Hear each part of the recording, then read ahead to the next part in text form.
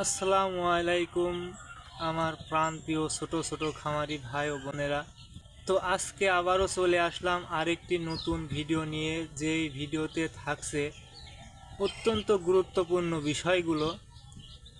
সেগুলো হচ্ছে কোন কোন মেডিসিন দিয়ে এবং কোন কোন অ্যান্টিবায়োটিকগুলো দিয়ে বডিং কমপ্লিট করতে হবে, এবং 1 থেকে 10 দিন পর্যন্ত কোন কোন মেডিসিনগুলো ব্যবহার করতে হবে, সেই বিষয়বস্তুগুলো নিয়ে আজকের ভিডিও। তো বেশি কথা না বাড়িয়ে চলুন শুরু করা যাক আজকের ভিডিও। প্রথমে বাচ্চা বোর্ডিংয়ে দেওয়ার পরে যেই মেডিসিনটা ব্যবহার করবেন সেটি হচ্ছে লাইসোভিট। 1 লিটার পানিতে 1 গ্রাম। এই লাইসোভিটটা 1 লিটার পানিতে 1 গ্রাম। আপাতত আপনি যদি বাচ্চা সকালে বোর্ডিংয়ে দেন সেক্ষেত্রে সন্ধ্যা পর্যন্ত এই লাইসোভিটের পানিটা চলবে। তারপরে রাত্রে থেকে আবার আলাদা মেডিসিন। আর যদি আপনি রাত্রে বোর্ডিংয়ে বাচ্চা দেন সেক্ষেত্রে রাত থেকে সকাল পর্যন্ত লাইসোভিটটা চলবে, তারপরে আলাদা সকাল থেকে আলাদা মেডিসিন দেওয়া হবে।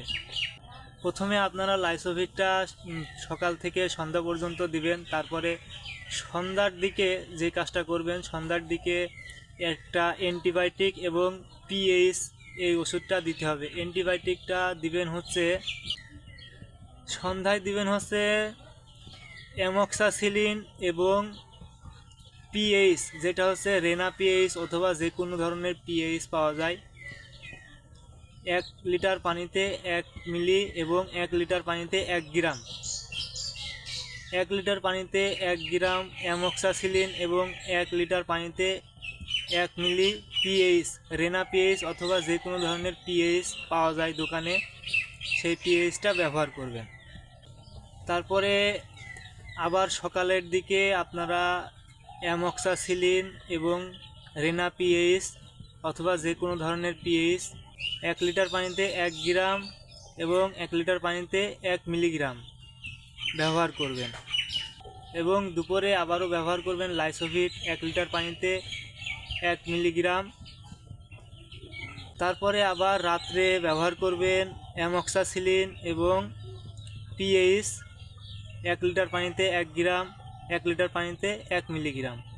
তারপরে দ্বিতীয় দিন দুপুরবেলা লাইসোভিট এবং তার সাথে থায়াবিন যেটা আছে, থায়াবিনটা ব্যবহার করবেন 1 লিটার পানিতে 1 গ্রাম, 1 লিটার পানিতে 1 গ্রাম থায়াবিন এবং 1 গ্রাম লাইসোভিট।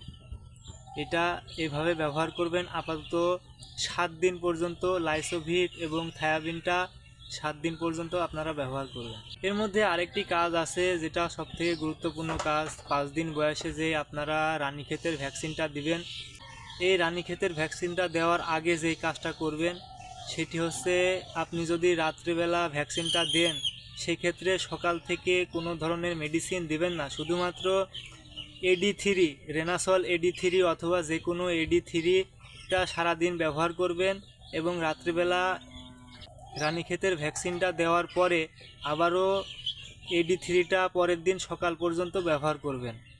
রেনাসল AD3 অথবা যে কোনো ধরনের AD3টা পরের দিন সকাল পর্যন্ত ব্যবহার করবেন। তারপরে যে অ্যান্টিবায়োটিকগুলো দেওয়া হচ্ছে এই অ্যান্টিবায়োটিকগুলো আবারও ব্যবহার করবেন 7 দিন পর্যন্ত। 8, 9 এবং 10, 8, 9 এবং 10 এই 3 দিন কোনো প্রকার মেডিসিন ব্যবহার করবেন না। তবে একটা বিষয় খেয়াল রাখবেন, রেনাসল AD3 অনেক পাওয়ারফুল একটা ভিটামিন। সেক্ষেত্রে 1 লিটার পানিতে হাফ ml করে ব্যবহার করবেন। 1 লিটার পানিতে হাফ ml করে রেনাসল AD3 অথবা যে কোনো ধরনের AD3 ব্যবহার করবেন। বেশি ব্যবহার করার দরকার নেই। বেশি ব্যবহার করলে অনেক ছোট ছোট বাচ্চা অনেক সময় অনেক সমস্যা হয়ে যেতে পারে। সেক্ষেত্রে হাফ মিলি করে ব্যবহার করাটাই সবথেকে গুরুত্বপূর্ণ বিষয়।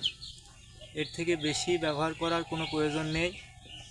এবং 7 দিনের পরে যে কাজটা করবেন, 7 দিনের পরে আপাতত 7 থেকে 8, 9 এবং 10, 8, 9 এবং 10 এই 3 দিন কোনো প্রকার মেডিসিন ব্যবহার করবেন না।